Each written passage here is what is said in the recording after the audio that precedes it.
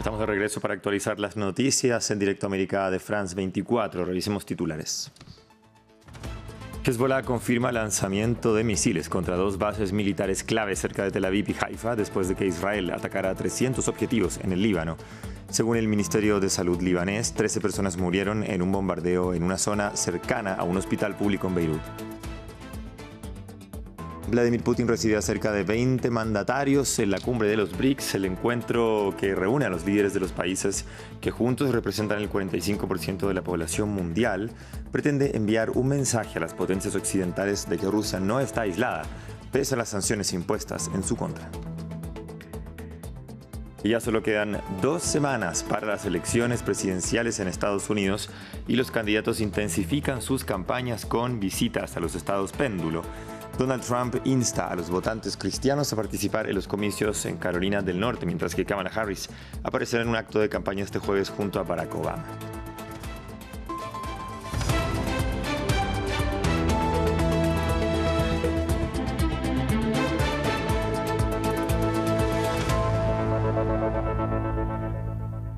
Iniciamos este noticiero con el reciente ataque de Hezbollah, que lanzó una serie de cohetes contra Israel desde Líbano. Los proyectiles fueron interceptados por los sistemas de defensa israelíes sin que se registraran heridos ni daños. Y esto se produce después de que Israel realizara varios ataques en Líbano en 24 horas, intensificando su ofensiva.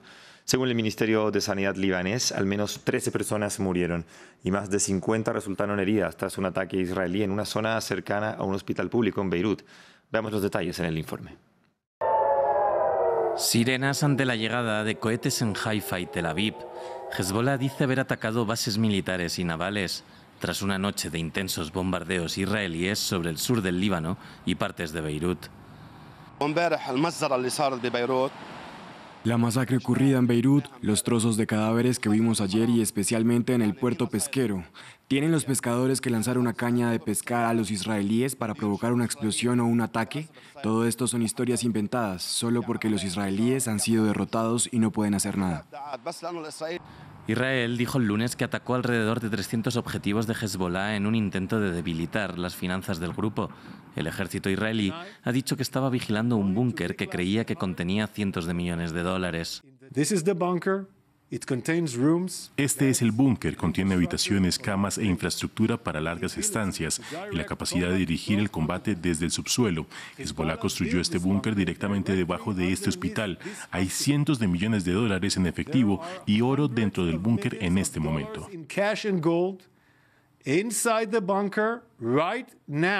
Israel dice que no tenía como objetivo el hospital público. No atacaremos el hospital en sí. Quiero hacer hincapié que no estamos en guerra con el pueblo del Líbano, estamos en guerra con Hezbollah. El director del hospital niega esta afirmación. Dice que el centro dispone de quirófanos subterráneos y que se han llevado a cabo evacuaciones en previsión de los ataques. Y este escalamiento del conflicto llega en momentos en los que el secretario de Estado de Estados Unidos, Antony Blinken, ha llegado a Israel para tratar de impulsar un cese al fuego en la Franja de Gaza.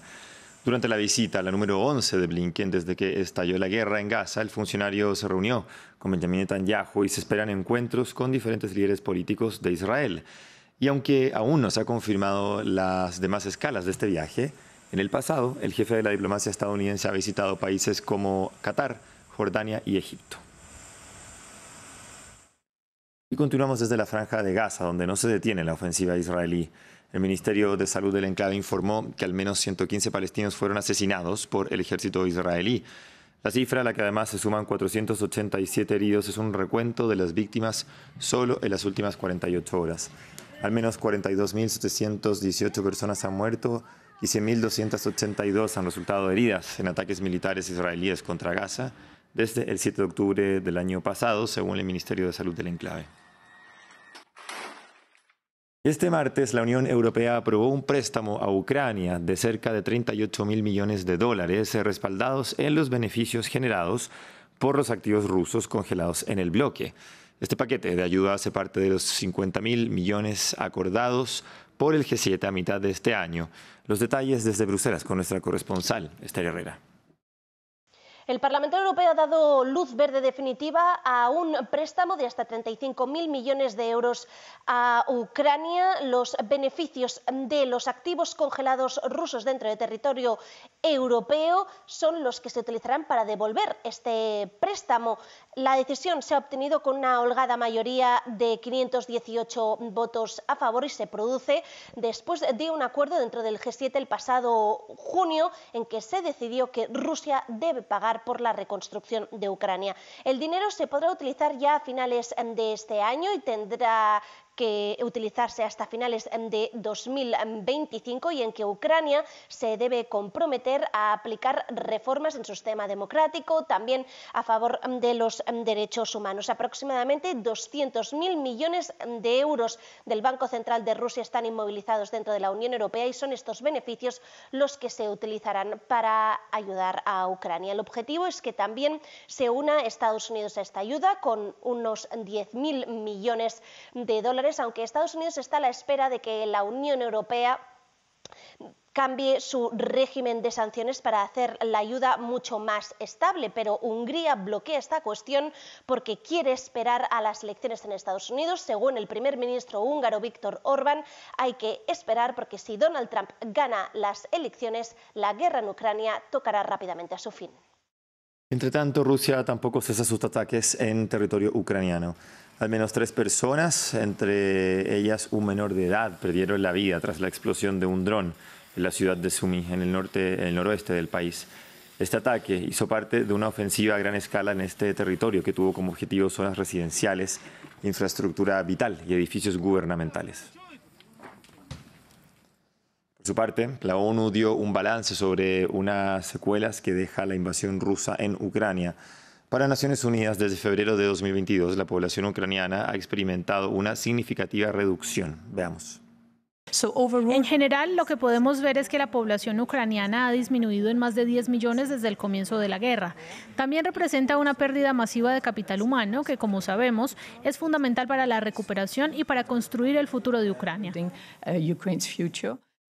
Y en Rusia, más exactamente en Kazán, se dio inicio a la cumbre de los BRICS. A partir de hoy y hasta el 24 de octubre, el presidente Vladimir Putin recibe a cerca de 20 mandatarios en una reunión que tiene como objetivo enviar un mensaje a Occidente de que Rusia no está aislada, pese a las sanciones en su contra. A la cumbre, cuyos encuentros formales comienzan el miércoles, ya ha llegado el presidente de China, así como los mandatarios de Sudáfrica y el primer ministro de India. Con estos dos últimos, el presidente Putin ha sostenido reuniones bilaterales, pero en el agitado contexto geopolítico actual se plantean muchas preguntas tales como ¿qué está en juego en esta cumbre? Veamos. Se trata de una reunión que Occidente seguirá muy de cerca. Se reúnen en Kazán, Rusia, una treintena de países, entre ellos potencias mundiales, 20.000 invitados y un líder bajo una orden de arresto internacional, Vladimir Putin. En su propio país, el presidente ruso está decidido a imponer su imagen y demostrar el fracaso de la política de aislamiento y sanciones contra él. Para lograrlo, cuenta con el atractivo sin precedentes del grupo BRICS. A los 5 miembros fundadores, Brasil, Rusia, India, China y Sudáfrica, se unieron este año Irán, Egipto, Etiopía y Emiratos Árabes Unidos. El impulso va en aumento. Unos 30 países han presentado su candidatura, entre ellos Tailandia, Turquía, Cuba, Bolivia y Venezuela. Un grupo de estados poderosos que intenta contrarrestar la hegemonía occidental en la escena internacional, lo suficientemente importante para justificar la visita del secretario general de la ONU, que se reunirá con Vladimir Putin por primera vez desde que Rusia invadió Ucrania en 2022, una asistencia condenada por Kiev. Un grupo de rápido crecimiento que también pesa en la economía mundial. El PIB conjunto de los BRICS es superior al de los países del G7. En este contexto, el Kremlin quiere convencer a sus principales socios comerciales de que utilicen sus monedas nacionales para comerciar y así contrarrestar la hegemonía del dólar estadounidense. También estará en la agenda la creación de una plataforma de pago en moneda digital diseñada para eludir el billete verde y que sería de especial interés para las empresas rusas que se han visto excluidas del sistema SWIFT. Por último, Occidente estará muy atento a otros temas. Moscú pretende reforzar su cooperación estratégica con Corea del Norte e Irán. Pasamos a Reino Unido, donde hay controversia por la liberación anticipada de cerca de 1.100 presos de las cárceles en Inglaterra y Gales. Delincuentes que cumplían condenas de cerca de 5 años se verán beneficiados de la medida de libertad condicional que busca aliviar el sobrecupo en las prisiones. Los detalles los trae nuestra corresponsal en Londres, Luisa Pulido. 1.100 prisioneros de Inglaterra y Gales que han cumplido el 40% de sus penas o han estado tras las rejas más de 5 años han empezado a recobrar su libertad en el día de hoy en medio de una gran polémica, aunque el gobierno ha aclarado que seguirán siendo monitoreados. Esta medida no cobija a condenados por terrorismo, delitos sexuales o otro tipo de delitos graves. Esta polémica radica porque existe la posibilidad de que un gran porcentaje de estas personas vuelva a la cárcel en un corto tiempo. En unas cifras reveladas hoy, se asegura que de cada 100 personas que quedaron en libertad en el primer trimestre de este año, 56 ya están nuevamente en la cárcel. Y en el caso de las víctimas de la violencia intrafamiliar, violencia doméstica, tienen miedo por sus vidas porque sus victimarios están nuevamente en la calle y porque se sienten abandonadas por el gobierno. Y es que la situación carcelaria y de hacinamiento en el Reino Unido es bien delicada. Por ello, el gobierno ha lanzado también una revisión para qué hacer en el largo plazo. Se espera que se construyan nuevas cárceles, nuevos espacios, pero también aprovechar la tecnología como se hace en Estados Unidos, utilizando, por ejemplo, un tipo de relojes especiales y también aprovechar la prisión domiciliaria. Y es que la situación carcelaria en el Reino Unido puede volver a colapsar para julio de 2025, porque hasta el momento se cree que hay alrededor de 2.000 plazas libres para todo el país. Vamos a Estados Unidos. Solo faltan 2 semanas para que los estadounidenses acudan a las urnas. Mientras el voto anticipado está en marcha en algunas partes del país, los candidatos no dejan nada al azar. Donald Trump estuvo en el crucial estado de Carolina del Norte pidiendo el voto a los cristianos evangélicos, mientras que esta semana Kamala Harris estará acompañada por el expresidente Barack Obama en campaña. Los detalles a continuación. En el estado péndulo de Carolina del Norte, Donald Trump reflexiona sobre su fe. El candidato republicano a la presidencia habló con pastores cristianos sobre la mano de Dios que, según él, le ha guiado y protegido. Pero cuando miro hacia atrás en el viaje de mi vida y los acontecimientos, ahora reconozco que ha sido la mano de Dios la que me ha guiado hasta donde estoy hoy. Gracias. Y mi fe adquirió un nuevo significado el 13 de julio en Butler, Pensilvania, donde fui derribado al suelo. Básicamente por lo que parecía una mano sobrenatural, y me gustaría pensar que Dios me salvó con un propósito, y es hacer que nuestro país sea más grande que nunca.